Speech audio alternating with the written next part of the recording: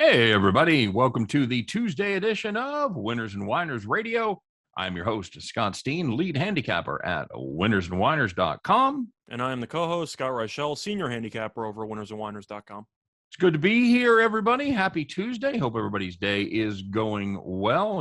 Remember, you are listening to Winners and Winers Radio. Give us an hour, and we'll give you the winners. Well, Scott, how was your Monday as far as the bets go? Anything good? Yeah, overall, solid. Ended up winning my play today with the Brewers on the run line, which is a bit of deja vu because I'm pretty sure you had the exact same play. So that worked out pretty well. How'd the premium side go for you? Not good. It was the day of the underdogs, and that did not fit well with my plans at all. So we'll just leave it at that, Scott. There was a couple of really good head-scratching performances, and didn't work out for the good guys too well. And I'm also bummed I just missed the steeplechase.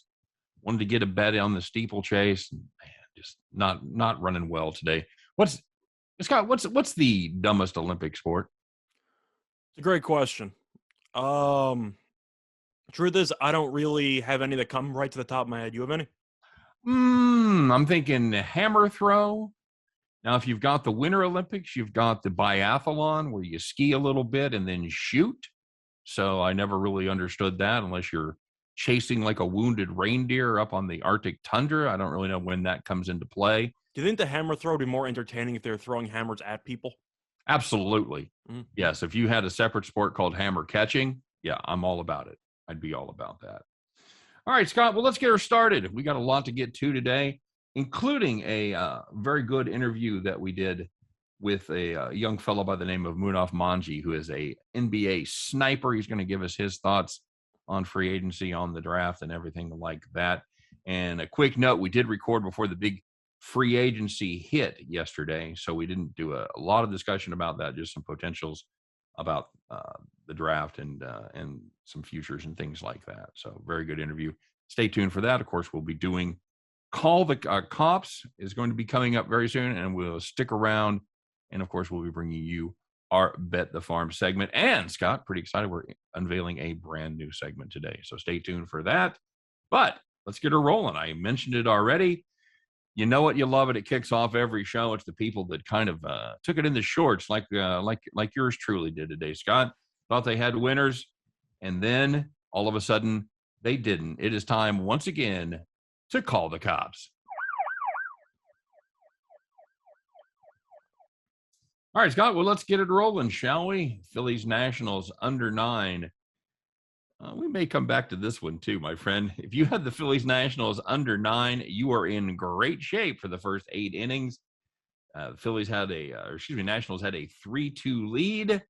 And then, as the kids say, it all went to hell in the 9th inning, Scott. The Nationals put up 5 runs. The Phillies put up 2 runs. Phillies scored 5. The Phillies scored 5. Nationals scored 2 in the bottom of the 9th. But by then, that didn't matter. Way too little, way too late. Game ended 7-5. If you had the under 9, that was just a distant memory by the time it was over. And it was time for you to call the cops. And if you wanted to bet on some baseball, but maybe not some domestic baseball, you had some international baseball going on in the Olympics between Team USA and Japan. And if you had Team USA on the money line, you were in good shape. You were up by 1 run going into the bottom of the 9th. Japan ended up tying the game. And then the extra innings happened. Fun fact, Olympics extra innings. Man on first and second to start extra innings. Just load them up. The Team USA did not score anyway. Japan scored. Japan walked it off in the 10th. And it was even worse than that because there was some questionable managing going on and didn't bunt. Didn't bunt with first and second, no outs for Team USA, top of the 10th. Let's let 85-year-old Todd Frazier swing away. Down goes Frazier. Frazier. I don't remember if it was 3 pitches or 4 pitches, but he wasn't close at all on any of them. He's so bad, I can't remember if it was 2 or 3 pitches. It was 1 2. All right, Scott. Well, let's talk about a game that we actually had. We didn't have this side of it. If you had the Indians team total under 3.5 against the Blue Jays, they had 2 runs through the first 9 innings. Robbie Ray did a decent job. The bullpen of the Blue Jays did a very good job. However, their new closer, Scott, it's Brad Hand time. What time is it, Toronto? It's Hand time. And you know why they call him Brad Hand, Scott? I did the joke earlier. I'm going to do it now. It's because he handed the game over. Just handed the game over, and the Indians scored one, then hit a 2-run homer. Bob's your uncle. Drive safe, everybody. It's 5-2 Indians. If you had the under 11, if you had the under 3.5, horrible beat indeed. You should call the cops. Also, you mentioned 2 runs through the first 9, but just in case you didn't pick that up, it went to extras. So keep that in mind. Oh, that's right. Yes, correct. It did go to extras. I'm sorry for being a little fuzzy on the details there. Yeah, that was in the top of the 10th that they hit the home run. So yeah, not good. Well, I did say they had 2 runs through the first 9 innings. That's what I'm saying. So you could infer it went to extras, but just to state it clearly for the people in the back. Okay, well, good. That's a pretty good inference. It's got the other side of the coin. This is the place where you want to be. These are the nice, easy wins. No sweat at all. These were the rocking chairs. So the first one involved the Mets and the Marlins, and if you had the over 7.5, that was easy. 4 runs in the first inning, 2 runs in the second inning, 2 runs in the third inning. Everything slowed down after that. Only 1 run in the final, about 4th inning onward, but that didn't matter because you already had 8 runs. Game ended 6-3. Yep. And if you had the Seattle Mariners plus 190, nice play for you. And it was never in doubt. Started off a little slow, but Seattle scored 5 in the top of the third, 1 in the top of the fourth. It was 6-1 after 4 innings, and they ended up taking care of business. 8-2 Seattle, no sweat. Go pick up that plus 190 ticket. And if you want to talk about plus 190 tickets, we got an even bigger underdog that won yesterday with the Baltimore Orioles, plus 260. Now, you might be wondering who was pitching for the Yankees that warranted being minus 300. Can I interest you? Ford? Can I interest you in the franchise debut of one of our favorite pitchers on the show, Andrew Heaney? Not good. And he wasn't good in this one either. Baltimore led 4-0 after 4, led 6-1 after 6, won the game 7-1, plus 260. You win outright by 6 runs. That's pretty easy. You know, they always say it's hard to win when you don't score, and I'll go one further. It's hard to win when you don't score, and you have Andrew Heaney on the mound. Not a good. How about Lopez though, with a solid? I forgot if it was 5 no-hit innings or 6 no-hit innings, but he was absolutely dealing. Yeah, he was very, very good. He was outstanding. I think, is that the second start in a row he's been really good? I believe so, but anytime you think about backing him, he's going to blow up. You save all the backing for Matt Harvey nowadays, right? Yes, that's absolutely correct. He's done well for us the last couple of weeks, Scott. I'm just saying. Yeah. All right, so let's break out the news segment. This is the one that we've talked about doing, and we haven't done it. Nothing has really fit, but this one really fits. It's a line that makes no sense at all to us. It is called "The Odds Makers Must Be Drunk."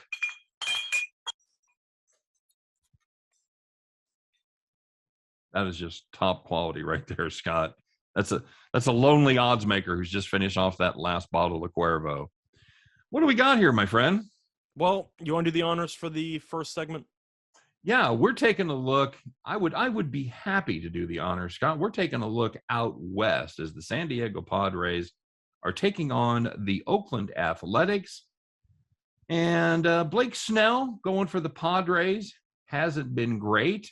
Sean Manaea going for the A's, very solid pitcher. You would expect the A's to be a small favorite here, maybe somewhere in the neighborhood of what, Scott? Minus 130, minus 140 even, perhaps? Of course, Tatis not in the lineup, but you figure he might be worth 20, 30 cents tops, give or take. Can I interest you in the Oakland Athletics, Scott, at minus 190? No. Mm-hmm. No, not at all. Now, Blake Snell, we've talked about it a lot. He hasn't been fantastic. He has had a rough season, but this is a San Diego team that still has the 3rd best record in the National League. Unfortunately, they have the 3rd best record in the National League West too, but that's another story. Oakland, you know what? They're doing what Oakland does. They kind of pedal around. They run in place. They end up finishing about 5 to 7 games behind the Astros. That's the kind of season they're setting up to have. They're going to play one of those wild card games, but the point is, they are not a substantially better team than the Oakland or than the San Diego Padres, certainly not by record. Now, Manaea has been very good his last 3. Not going to lie. Blake Snell, stinking up the joint. However, Blake Snell is still a pitcher with good stuff. And Scott, he's given up 1 or less in 3 of his last 5 starts. I got to take a swing here, my friend. You're going to give me what, plus 175 or so on the Padres? Sign me up. I think it's a matter of looking at the overall rosters on both sides. Of course, pitching's important, obviously, and Manaea is clearly the better starting pitcher. But you want to look at the overall talent from top to bottom. Even without Tatis, the Padres have a pretty comparable lineup, I would say, to Oakland. I think Oakland's a little bit better, but I think it's close. Yeah. In minus 190 is what you'd get between the Brewers and the Pirates almost. Like, this is really just off. Yep. It makes no sense. It seems like they're almost daring you to take the Padres.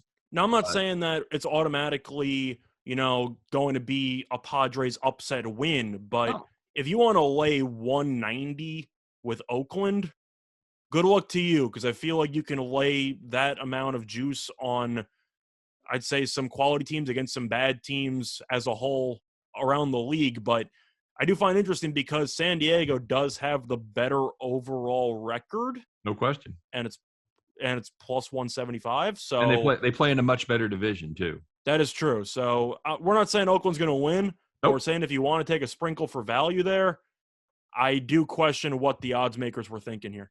Yep. Odds makers must be drunk, Scott. That's absolutely right. And again, I think the A's should be somewhere around minus 140, which is about 7-5. But catching at minus 190, you're looking at pretty much 35, 38% overlay on that. That's you gotta play it just on general principle. Yeah, I agree.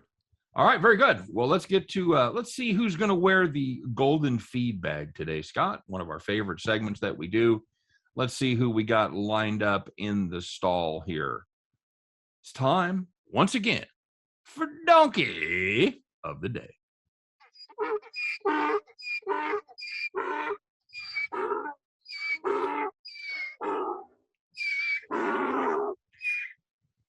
All right, Scott, would you like to do the honors, talk a little basketball donkey for us? Yep, sounds good to me. So, as a lot of people know, you had the start of NBA free agency yesterday, and a lot of money was handed out. I might have picked the wrong career.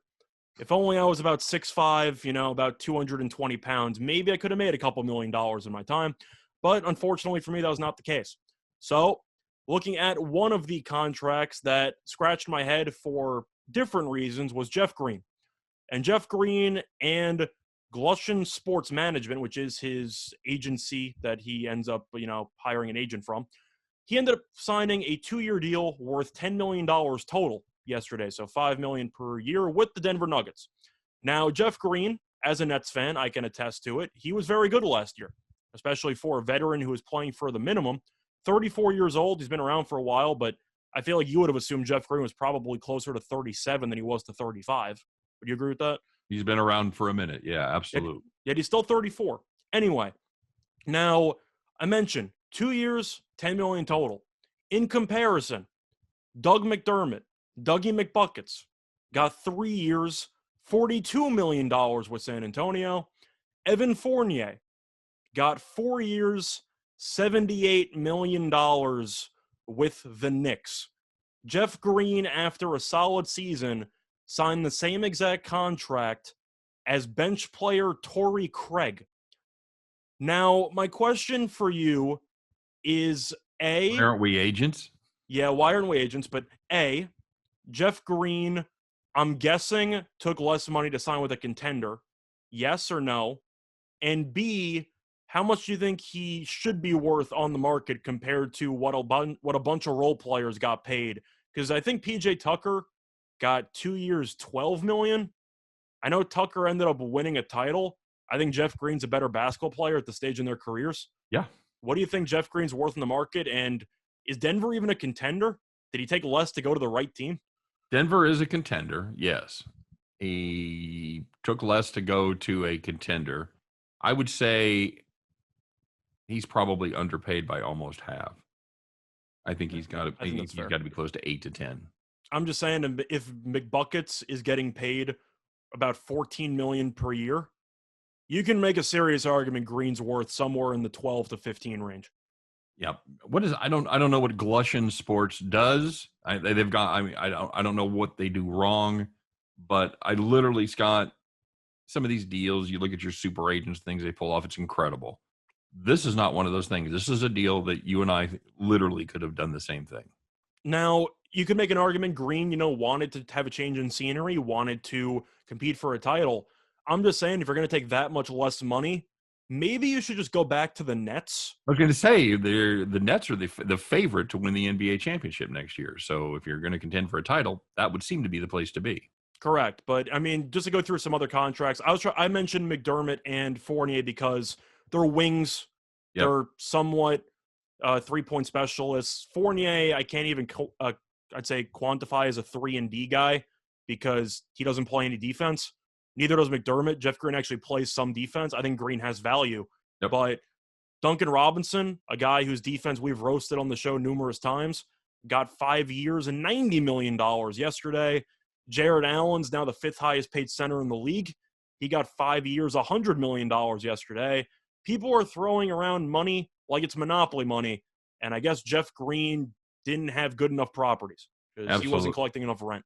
Absolutely not. Quick reminder, everybody, you are listening to Winners and Winers Radio, brought to you by winnersandwiners.com. Winnersandwiners.com, the #1 site in the world for predictive sports analysis, full previews, predictions, analysis on every game, every single day. Best part about it is always 100% free. Make sure you get your butt over and check out winnersandwiners.com, or you are leaving money on the table. Winnersandwiners.com, go there or be square.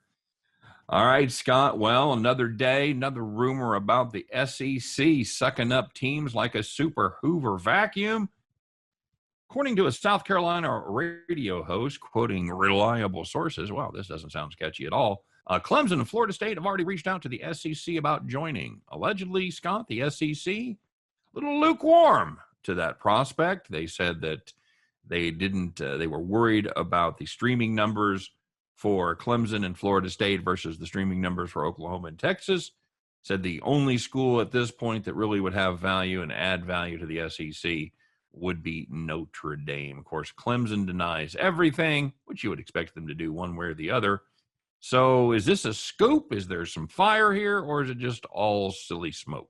Well, according to Stephen A. Smith's reliable sources, Damian Lillard would play for the Knicks if he could play for the Knicks, right? So it tells you all you need to know about reliable sources. People make it up. There's a reason why you don't list your sources. It's because you can say whatever you want, and as long as you pass the blame off to an imaginary figment of your imagination, you can't be held responsible for spreading nonsense. So now, are we missing the boat here? Because this is some South Carolina sports talk show host. Hey, we've got a sports talk show. Can we just start ridiculous rumors? As long as we say, according to a source of mine, that's right, this is going to happen. Yeah, you can say whatever you want. A reliable source. Yeah. So if my wife told me that Northwestern is thinking about moving to the SEC, I got it from a reliable source. It could be happening. If you find your wife reliable, then yes, it's a reliable source. But I do find my wife reliable. But anyway, to go back to the point, we're kind of just teasing a bit, but that's why I have a hard time believing most regular talk radio shows, especially for sports that don't talk about gambling, because they got to fill hours. And if you just make up topics, it's a lot easier for the clock to start going down. I don't exactly buy it. It's mostly because of how last minute this is. It seems like it's a pure reactionary conversation to get Clemson involved in local radio talk instead of only talking about Oklahoma and Texas. So I feel like it's a way of just shifting the conversation to focus on a more local team as opposed to being genuinely about a potential switching of conferences for Clemson. I don't buy it. I think it's purely just to generate ratings for this radio station. You? Okay. Yeah, I don't doubt that at all. I don't think it doesn't seem to be confirmed by anybody or anything else. So ESPN's hasn't been talking about Clemson for 2 weeks. We got to change that narrative. Surprised ESPN isn't strong-arming them to take, because that's how they broke up the Big 12. Mm-hmm. All right, Scott, talking about the NFL. And a quick reminder, everybody, here at the bottom of the hour, we are going to have NBA expert Munaf Manji on from the Sports Gambling Podcast Network. He's a good dude. We had a lot of fun and picked up a couple of tips, Scott, that you and I could be executing here. So How about you, Indiana Colts fans? I see you. Not the best day to be a Colts fan. Carson Wentz going to be out for they said up to 12 weeks, Scott. Somewhere between 5 and 12. So maybe a month or two off. Who knows? Yeah. So what are their best options at this point? Well, right now they got Jacob Eason as their projected starter. Right. Other than that, you got Minshew Mania. You got, I guess, maybe a Nick Foles draw, which if I was Wentz and Foles took my job again at a separate franchise, I'm probably retiring out of just pure psyche. I mean, they've got to go outside, right? You're not going to True. start your season with Jacob Eason, Brett Hundley, and Sam Ellinger, are you? Truth is, my really, really hot take on what they should do, maybe call up Philip Rivers again. See if he wants to come back around for one more year. I really don't know. Truth is, the Colts, they don't have many great options because when your starting quarterback gets injured a couple of days before the Hall of Fame game, you got yourself some problems. Philip Rivers is a name that people haven't talked about because he seems content with retirement. I think you'd agree if you want to talk about a guy who might be the best option available. Is it Rivers because he already knows the entire playbook? I would hit you with another ex-Colt. How about Jacoby Brissett? That's also an option, but I feel like a lot of people are talking about Foles because that's the automatic response of the fact he has a terrible contract and he replaced Wentz once before. Am I nuts for throwing Philip Rivers' name into the mix? Because we know he's a very competitive guy. We know that he played pretty well last year for the Colts. Of course, if he's officially retired, he's officially retired. Do you think there's maybe a chance he might come back just because the Colts might give him whatever the hell he wants? Well, I wouldn't say there's no chance. I'm just throwing his name back into the ring. He seemed like a guy that was ready to be done. I agree. I'm just saying for a final season, he played surprisingly decent. Yeah, I know. It was, he certainly outperformed our expectations, I think. I'm just asking, who would you rather have? Would you rather have Jacoby Brissett, Yes, Nick Foles, yes, or Philip Rivers potentially coming out of retirement? Jacoby Brissett. Okay, fair enough. And he's probably the least likely guy that they're going to sign out of that group because he's the backup in Miami, and Miami isn't exactly, let's say, locked into Tua, right? I'd say that. Plus, you never know Tua's injury history. He could also just be thrown in since Fitzpatrick can't bail them out this year. Foles would seem to be in a better position to perhaps come over to the Colts, being the third stringer, right, Scott? If the Bears swallow about 90% of that contract, sure. Yeah, and the Bears said it's a non-starter. So, Marcus Mariota, I don't really see it. what do you see this doing to the Colts win total, Scott? Well, it's plummeted. I know it was around 10. It's mostly down to 9 now. That's what I'm saying. Is there any value? I think the value is taking Tennessee to win the division again. Yeah. You? Yeah, I agree. I like Tennessee anyway. Yeah, I like Tennessee to start with, and it's to have that kind of a devastating blow to Indianapolis. It's just not good. It's a shame. I mean, if you want to invest in players, maybe Jonathan Taylor over in whatever stat you want, because I got to assume the Colts have to reinvent their entire identity, don't you think?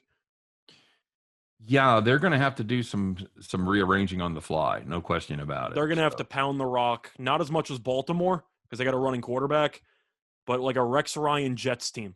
They're going to have to run the ball 30-something, 40-something times again.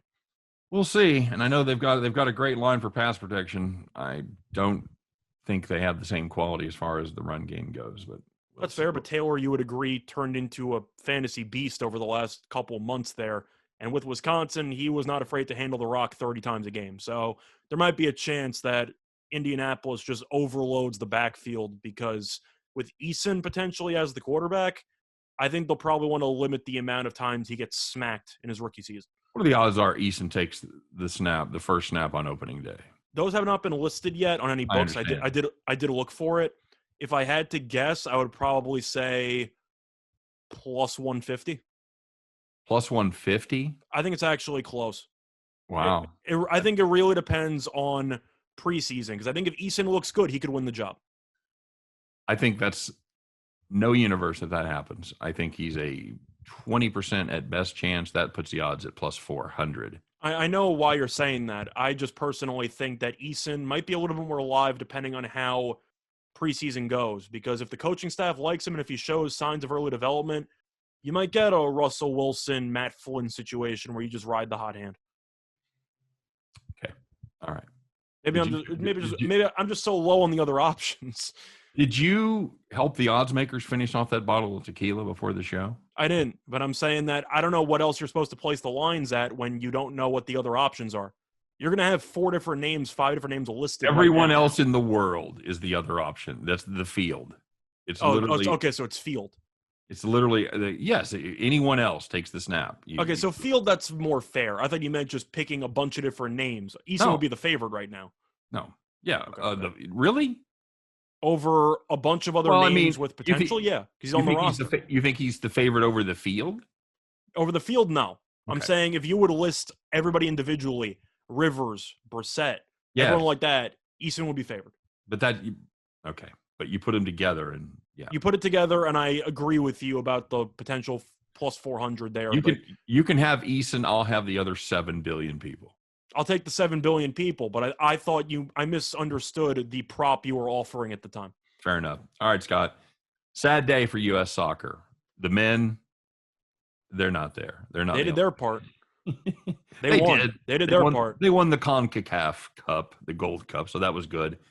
The ladies team, Scott, we haven't talked about the ladies team losing at the Olympics in a very long time, and that's exactly what they did. Ended up losing to Canada 1-0.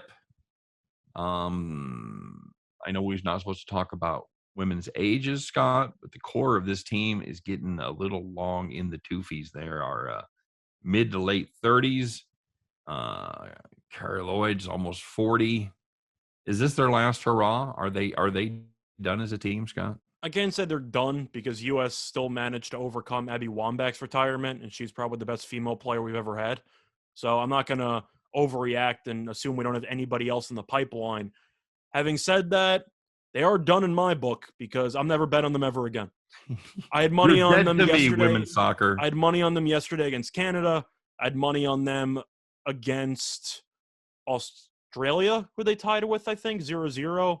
I'm 0-2 on Team USA women. No, I think it was a European team, but no, they beat the Netherlands in between. But 3 games ago, I believe they tied Australia 0-0. I think. Okay. But either way, I'm 0-2 on Team USA women's soccer. Never again. I'm done. Okay. I want to put a mark on that clip because when the next Olympics comes around and you're loading up on the U.S. women's team, you will never see me bet on the U.S. women's team ever again. You're dead to me. I'm not even joking. I will never forget them betraying me twice. They've won 37 straight games. They didn't lose 37 straight going to the Olympics, and they completely laid an egg repeatedly. I can't do it. You've been betrayed by women again. I'm not ready to get hurt again in 4 years. I'm done. It's not you. It's me. No, it's you. It's absolutely you. We talk about that in baseball and other sports, how there's some teams that you just still have a memory of and you just can't back them anymore. You can never back them. Right. I can't do this because Team USA women, the only time you're ever going to get odds on them anyway is World Cup soccer or maybe some international friendlies. Not doing it. They could be playing against Uganda, and I still wouldn't take Team USA. I'm done. This needs to be our new segment. Call it dead to me. That's really a decent idea for a segment. You are dead to me. I'm never betting on this team again. There's been a couple player for player props, anything though. Just who's on the list for you? Is there a team that's particularly dead to you that just seems to screw you every time? For the most part, this season it's been the Atlanta Braves. Okay, they've given me a hard time. I can't say that they're dead to me because they usually get some decent prices, but I still remember backing them a couple weeks ago, and they ended up losing to Pittsburgh 12-0. Right. And I'm just like, I can't do this anymore. It's just bad for – even when I win, it's bad for my health. Pittsburgh is the team that should be dead to me. I ended up fading them today, and I've got to play for tomorrow. I faded them yesterday, and it worked out okay. But Milwaukee's kind of a special case, as we talked about. So, Yep, I think we've got our newest segment, everybody. So, all right, guys. So stay tuned. Right after the break, we are going to be back with Munaf Manji. talk a little NBA. You guys stay tuned for that, and we will see you on the other side. Hey, everybody. Welcome back to the second half hour of Winners and Winers Radio. Quick reminder, give us an hour, and we'll give you the winners. And we're going to talk some NBA winners right now with a very special guest. Help me welcome to the show. He is the co-host of the NBA Gambling Podcast and MLB Gambling Podcast over on the Sports Gambling Podcast Network. He is Munaf Manji. How are you doing today, my friend? Doing well, guys. Thanks for having me on. I know it's only been like about 12 days since we've been removed since the Bucks won the championship, but I was talking about this morning, this is a league that never sleeps. So there's always something to talk about with the NBA.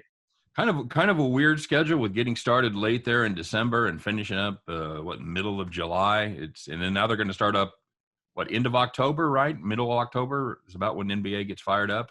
Yeah, and then now you still have Olympic basketball going on. So some of the players are, abroad trying to get that gold medal too. So, good grief, man. Trying's the key word, but we'll see what happens. There you go.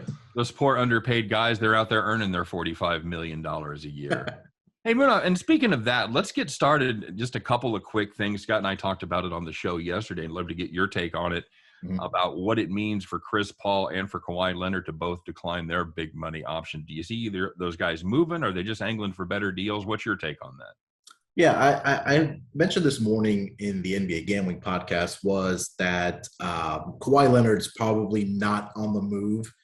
It's for him to maximize his bank account and lock up a long-term deal with as much guaranteed money as he can. And what the Chris Paul thing was, there was rumors or, chatter on social media outlets that maybe he's going to decline that option and maybe think about joining his buddy in LA with LeBron James and the Lakers. But with the Westbrook trade, that's kind of a squash. But yeah, last night the news broke that he declined his player option. So maybe trying to get more money and guaranteed money in a longer deal. I think he stays with Phoenix also, just because they've built something incredible there in the last season. Some more pieces to add, but I think those two guys are just going to stay put where they are. Right. Scott and I talked about that on yesterday's show, and it looks like maybe he's angling for a multiple-year deal, maybe passing up the 44 million, trying to get 3 for 100 or something like that. Yeah, exactly, and it's going to be more about guaranteed money. I mean, there's teams like the Knicks that have the cap space to throw maybe a fully guaranteed money for a guy like Chris Paul if they wanted to, but as far as, being in Phoenix with Devin Booker and Coach Monty Williams, I think that's the place for Chris Paul to be. Scott, so you're telling me that there's a high-profile free agent that the Knicks might apparently be getting? Maybe, right? Never heard that one before, right? I haven't either. I was going to see what that would be on your terror level as a Nets fan. How much would you hate Chris Paul going to the Knicks? I wouldn't hate it. I just find it amusing when the Knicks are linked to everybody, and now suddenly they made the playoffs. Everyone wants to go there, and then it's like, oh, yeah, DeRozan. Apparently he also wants to go to the Knicks. I'll believe it when I see it because nobody seems to ever sign with them. That's fair enough. Scott, you got any questions? Yeah, mostly involving we'll start off with the NBA draft because I know that those are the main two stories that happened overnight with regard to the free agency. But looking at the draft, there were a couple of picks that I was a little bit surprised with, for good or for bad. Starting off with the first one, it's got to be the choice for the Raptors taking Scotty Barnes over Jalen Suggs with the 4th pick, which caused Suggs to fall to 5. That move shocked me, and I didn't really understand it because Toronto, I figured, was going to trade Kyle Lowry anyway, and I thought Suggs was a perfect replacement to fill in. Are you a fan of the Raptors taking Barnes instead, or are you with me where you just don't really see what Toronto was looking for? It seemed like a natural fit with Jalen Suggs being drafted by the Raptors because Kyle Lowry is gone for sure, right? We're hearing rumblings about Miami.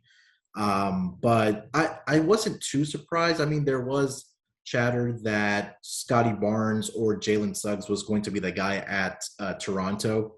But I agree with you, Scott, that for the Raptors, it seemed like that Jalen Suggs would have been a better fit with Lowry out the door, just coming in day one and taking over that point guard position, right? And I think that Scotty Barnes at 5 with Orlando Magic kind of being that glue guy for them because of the quote-unquote talent that they may have inside and outside, having that wing player to kind of put it all together for them.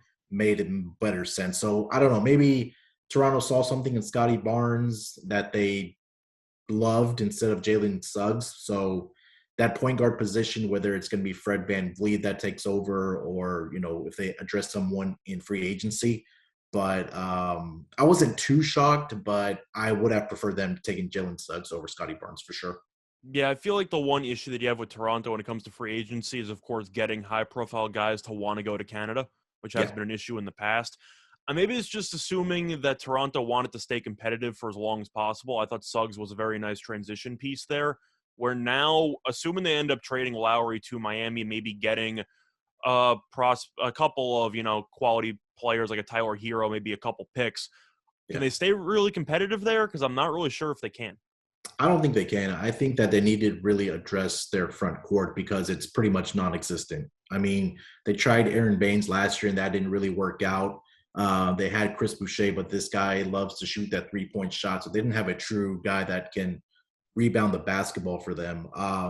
But back to your point, Scott, about guys that want to stay in Toronto. You mean Kawhi Leonard didn't want to stay in Toronto in that freezing cold? See, people forget how awful that trade rental would have been had they not won the title. Yeah. And it worked out perfectly because Kawhi immediately left after winning. If they would have lost either to Milwaukee or to Golden State, suddenly people are thinking of Toronto very, very differently when it comes to that trade. I've got a quick question, guys. When they say announce a contract with Toronto, that contract is actually in Canadian dollars, right? And I'm being completely serious. I have no idea. I have no idea either. Because it's obviously worth less in America. And I know that was a deal with the Toronto Blue Jays and the Montreal Expos at one point, that they were getting paid because there was a huge discrepancy in the exchange rate. It's not as bad now, but back in the day, it was a big deal that they were being paid in Canadian dollars because that was their country of origin. So that was before my time. All right, I just didn't know if that ultimately if it still plays a factor. In fairness, Scott, a lot of stuff was before your time. Definitely true. Let me ask you, what was the bigger surprise to you dropping into the second round? Was it Dosunmu or was it Jared Butler?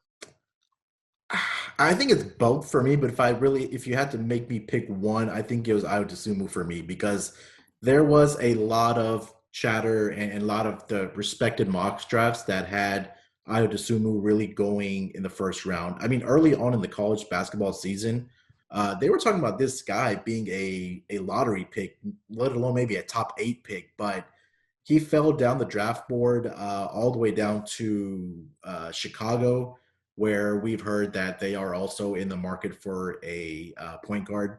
I've heard about, Lonzo Ball maybe going there, or, a reunion with Derrick Rose. But I think Ayo Dosunmu from Illinois was really that surprise for me that really fell down the draft board. And, Jared Butler wasn't too far behind Ayo Dosunmu. He went, 40th overall to the Pelicans. Right. So, those two guys right there. Okay. I just want to note for our listening audience that I'm pretty much for my career on pronouncing Dosunmu's name correctly. I'm hoping to have better luck with his NBA career going forward. So, well, you're better than the honest pronunciation. I you know what? That was just a mental. I think I finally have it, Scott. But that was a mental block for me for about 3 years. That you finally figured it out. I could phonetically write it out. Didn't matter. Just there's about to be 3 of them in the league, so you should probably know the last name. There's going to be an entire team of attending. Nope, can't do it on the fly now. I bragged on it and absolutely crashed and burned. So, what are you playing right now as far as futures? What are you looking at, both team-wise and individual awards-wise? Yeah, I think the one team that's really intriguing to me, and they were at 13-1 when I locked them up, and now they're down to 10-1, was Golden State Warriors. You have MVP caliber player in Steph Curry.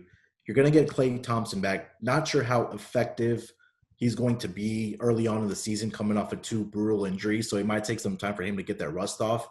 But, I mean, they have pieces in place. I mean, we've seen him do it without Kevin Durant. Now there's rumors that they've maybe have a reunion with Andre Iguodala, with Nicholas Batum has been also rumored. So they have young talent.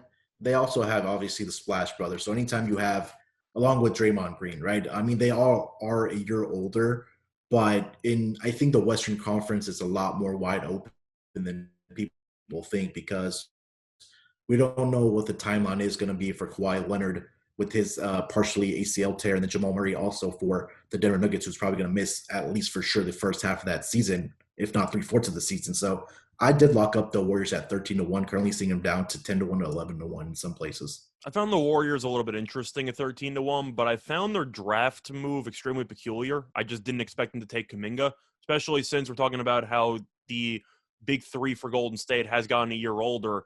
Kuminga seemed more like a project to me, so I was kind of surprised. Of course, people were rumored to maybe trade the pick at Golden State, but that did not happen. Were you surprised at all they took Kuminga? Because he seems like a guy who might develop into something maybe 2-3 years down the road. Do they have the time to actually wait it out with him?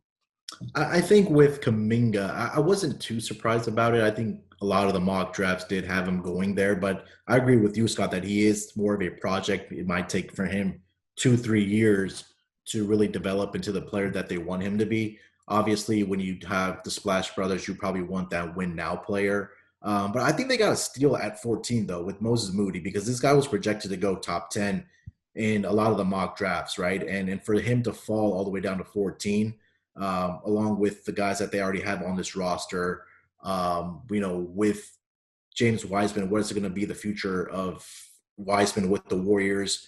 Jordan Poole, I think, is another great player that's going to come off the bench, and what they do in free agency to really address that. But if you're kind of looking at this team with Wiseman and Kuminga, they have a good mix of players that they could win now, but they're also kind of set up for the future, if that makes sense. Okay. Got a quick question. Well, it's really a two-parter. Who was the biggest steal of the draft, and where's your money going for Rookie of the Year? Yeah, I'm going to sound a little biased because I am in Houston and a Rockets fan, and I already locked up Jalen Green to win the Rookie of the Year. I think it was around plus 450. Jalen Green's going to for sure come in day one and be in that starting rotation for the Houston Rockets, right? And with the whole James Harden debacle, there isn't really a guy that can take this team by the throat and be that leader on this team. Now you bring in the number 2 overall pick, Jalen Green, who's been I guess the experts have been saying there's a guy that can average anywhere from 20 to 25 points a night for you, along with Kevin Porter Jr. Kevin Porter Jr. is going to be more of an intriguing piece because of the things that he dealt with in Cleveland. But I think the biggest question mark also is going to be for the Rockets is John Wall. What are they going to do with him? Whether they try to trade him or if there's going to be a buyout. But I think Jalen Green, for me, shows a lot of that big promise as far as Rookie of the Year. And then the second part, the biggest steal, man. Does it sound too cliched for me to say that Evan Mobley, that was supposed to be the consensus number 1, fell to the Cleveland Cavaliers at 3? You can say that. I don't know if I'll agree with you, but you can say that. Yeah, I mean, I think that at number 3, I mean, it's not much of a steal, but I'm guessing you're all in on Mobley then. Yeah, and I think Mobley, I think they said in any other draft, if those other 2 guys weren't in this draft, that he would be number 1 overall pick. And I think that's for the top 3 guys. If they all were in separate drafts, they would all be number 1 picks. Makes sense. Just one last question, just really quickly. Sure. So the Lakers are 4-1 to win the title now that they have Westbrook. Are you pro or anti? I'm assuming I know where you're going with this, but I'll let you have the floor for a bit. Agree with me, Scott, too, is that Russell Westbrook, as soon as this guy starts jacking up those 3-point shots, LeBron is going to give him the ugliest look. Yeah. And what the hell are you doing jacking up his 3-point shots? The thing with me is that Russell Westbrook does not have a jump shot. I mean, he can knock down that 10 to 12-footer inside the arc. And then LeBron, not a guy that has a great jump shot either. Both of those guys get their points finishing around the basket.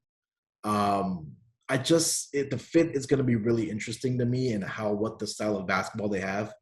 They're going to have to surround those 3 guys with Anthony Davis, Russell Westbrook, LeBron James with shooters and guys that can knock down that 3-point shot. Yeah, I agree. Very good. All right. Any final thoughts? Any best bets that you want to impart to our listeners? No, I did lock up LeBron MVP at 11-1 not so confident anymore with Westbrook on the squad, but all the stat padding going on. yeah, all the stat padding that's going to take away from LeBron. But Warriors at 13-1, if you're able to shop around and find that, it's going to be intriguing. And then I'll give out Team USA. I think they come out and take care of business tonight. I know we're not talking about Olympics, but I think that minus 12.5 for the Team USA tonight against Spain. They'll be able to get up and down on this Spain team because they are a little older. I think if they're going to go in this game, it'll have to be with pace. All right. Quick reminder to everybody that we do some of our stuff a day in advance. So the Spain game, good luck, because by the time most people hear this, that'll be I've already played. So hopefully everybody got down on the right side of that. He is Munaf Manji. Thanks very much for joining us, man. It was a blast. Can we have you back once everything gets rolling? Yeah, for sure. Scott has my information. You can reach out to me anytime. Happy to come on and talk hoops with you guys. Love it. All right. Fantastic. Make sure you catch him over on the Sports Gambling Podcast Network, co-hosting the NBA Gambling Podcast and the MLB Gambling Podcast. We didn't even get into baseball, man. All right, we got to have you back to do that. Take care, man, and we'll see you again. Thanks very much. Thank you, guys. All right, everybody. Another thanks to Munaf Manji. At least I didn't butcher it for the interview. So that's a sharp cat, Scott. We're going to have him back on again because I know he's an MLB guy too. So that'll be fun. So, all right. So we've got a little time left, Scott. We've got a full day of baseball action, and I'm not going to lie, Scott. There's some crappy matchups out there. They're really starting to put some serious juice on some of these teams. So tell me what you got cooked up for today, my friend. Well, when you're mentioning the serious juice, it's because we're really separating the contenders for the tankers, and the trade deadline was a perfect way to differentiate them because a lot of teams blew it up and a lot of teams desperately bought. So motivation is definitely a factor that the markets are putting in. We've mentioned in the past our thoughts on motivations. We can get into that another time, but that's definitely why you have seen bigger lines over the last couple of days. But looking at the actual card itself, I got to start off with Baltimore. I know that the Yankees have Cortez on the mound because Garrett Cole has COVID. Is Wells any good for Baltimore? No, but the Yankees are laying about 310. I can't do this. I can't. Or even if the odds plummet after Cole, maybe they close it around 250. I can't lay that with the Yankees. Even when they swept Miami, the offense is falling apart. This is an offense, Scott, that has scored less than 5 runs for 11 straight games. See, Rizzo was great, which is why the media kept talking about Rizzo. You notice why they didn't show highlights of anybody else on the team doing anything for the last couple of days since Rizzo got there? It's because nobody else did anything besides Anthony Rizzo. Yeah, what is wrong with this offense, Scott? It's been the case all year. I've taken some Yankees team total unders all year long, and it's just their approach at the plate. They don't actually walk. They don't find ways to advance runners. They're terrible with runners in scoring position. They actually would do pretty well with the half-injured lineup because they were getting creative on the base paths. They were stealing more, and everyone came back, and their guys are talented, but they're really, really slow. So it's really tough to move base runners and to go from first to third on singles if your guys are going half speed half the time. Can you give me any legitimate reason not to play the team total under on the Yankees in this game? Because you know that with the total at 9, the Yankees is a prohibitive favorite. It's going to be 5.5, 3.5, and it's going to be seriously juiced to the over. Can you talk me out of playing plus money on the under 5.5 in that game? I can't because you said it was 11 in a row for the team total under 5 for the Yankees? Yeah, or less than 6, 5 or less. Okay, yeah. Either way, I agree. Now, could Wells be terrible? Of course. Yeah. That's part of the risk you end up taking whenever you back anybody on Baltimore to stop the other team from scoring. Yep. But I got to take the under there. Yep, I would agree. I would agree with that. I think it's not quite as good a money. It's not quite as good a price as playing that big dog, but it's a probably more of a sure thing sort of thing. If there is such a sure thing, which there, of course there isn't, but all right. The Cooch, Seattle going against Tampa Bay. Seattle took the game 1 of that series going against Patino. It is a Yusei Kikuchi. 8.5 is your total. Tampa Bay, not surprisingly, is a pretty good favorite here, although there has been some Mariner money hitting the board. This one opened up Tampa Bay minus 170. It's now down to about 155, 160, depending on where you look. Scott, fade the Cooch, back the Cooch. I have a hard time backing Patino. I just don't think he's very good. I know that he's young and his stuff is pretty decent, but as a whole, Kikuchi has been a bit streaky, I'd say, since the All-Star game, but he has been okay lately. I don't want to lay that price with Patino. I think that if you're going to and you like Tampa, there's a good chance you could probably get a better line in-game if you think that Seattle might get off to a hot start. But Patino, I'm not a big fan of. I think he's okay at best. But if I'm looking at value, it's Kikuchi or pass. You? Yeah, I would consider also playing first five. Seattle bullpen isn't great. Tampa Bay bullpen always good, especially. Thinking Seattle team total over, maybe first five, you can get that.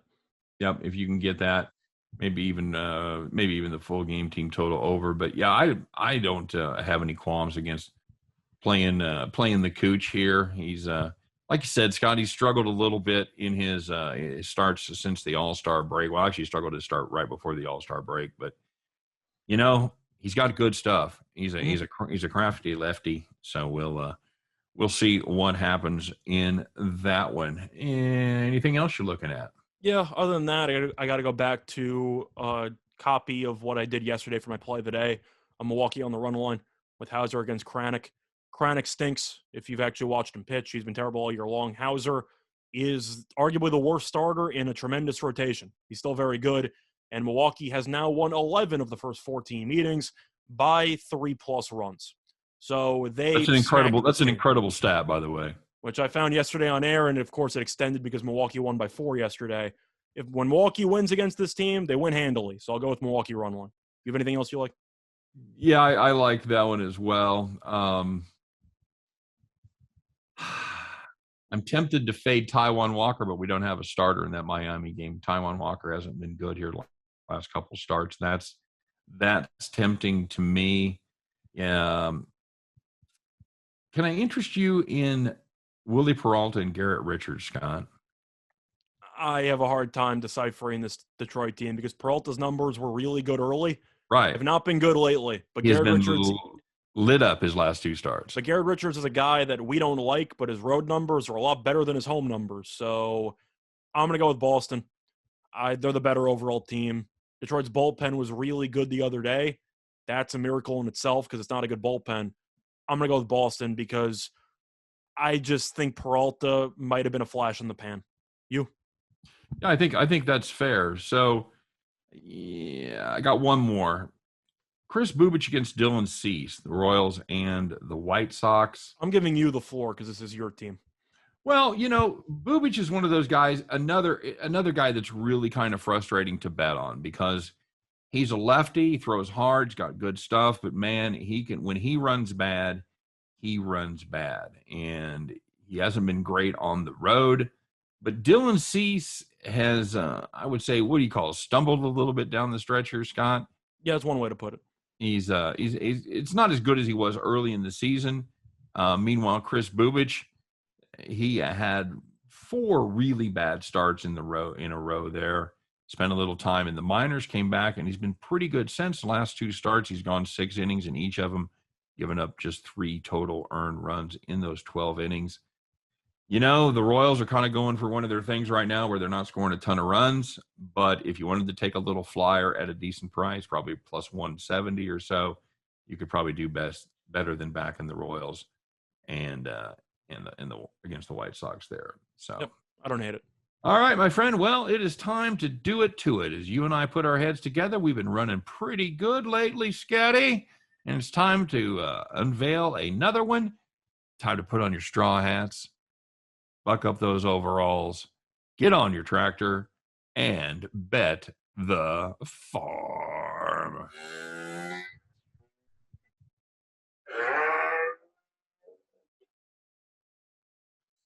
Scott, how did we end up doing yesterday? Did we do okay? I can't completely remember how we did. So, we're going full circle because it was the first game we mentioned on Call the Cops. If you had the under in the Phillies-Nationals game, you had a bad time, but we had the over. So we had a nice winner for another farm. Never a doubt. All right, beautiful. Well, Scott, what do we got cooked up for today? So we're going to look at a matchup between the Cubs and the Rockies. I know a thrilling game, but bear with me for a second. We like the first 5 under 6.5 at -120 on BetMGM. Zach Davies is pitching for Chicago. His numbers at Coors Field in his career, surprisingly very good. 2.3 ERA in 6 career starts at Coors Field. So that's the place he pitches well. Yes, but he's never actually been on the Rockies, so maybe the Rockies should call him. You have Kyle Freeland pitching for Colorado. His numbers overall this season not good, but lately he's been pretty solid. Last 2 starts, 13 innings pitched, 2 earned runs. The Cubs, we know they traded Baez, they traded Rizzo, they traded Bryant. All of them homered without the Cubs, but the Cubs missed them. Besides Contreras, this team doesn't really have much talent, so we think they're going to struggle in the spot. The wind is blowing in at roughly 9 miles per hour, and the under is 5-2 in the last 7 meetings. Simply put, 6.5 runs is way too much for this first 5. I know it's in altitude, but Davies pitches well here. Freeland's been good lately. We think that it should probably finish with 6 runs max before the 6th inning. And by the way, this is a number, we've talked about this book, that BetMGM puts up some pretty friendly first 5 numbers early in the process. Scott, would that be a good way to put it? It's first 5s and team totals. Right. So I wouldn't be surprised, guys, if you start getting on this game and you open up your book and you see it as a first 5 play at maybe 6, 5.5, maybe even. I probably won't be 5.5 with those 2 pitchers, but I wouldn't be surprised to see 6 with the game total being 11.5. So 6.5, that is an awfully friendly price. And I think that is absolutely what we're going to do. So we're going to play our Bet the Farm. We're going for 3 in a row, Scott, going for a turkey. Cubs, Rockies, first 5, under 6.5. Book it and bet the farm. Don't really have much to add there. I'm hoping that the Cubs continue to struggle. I wish the Rockies traded Story and half their team, but hopefully Davies delivers once again in Coors. Yep, I'm looking forward to it. All right, guys. Well, that's going to wrap it up for today. As always, thanks very much for tuning in and checking us out. If you're listening to the radio, if you're listening on the computer, thanks very much. If you're watching us on the YouTubes, don't forget to drop us a comment. Don't forget to subscribe and all that, and like our video, blah, blah, blah. You know the drill. As for myself and for Scott Reichel, we wish you guys nothing but the best. Hope every one of those tickets in your pocket turns into cash money when you head back to the window. You guys have a great day, and we'll see you tomorrow on Winners and Whiners Radio. Take care, everybody.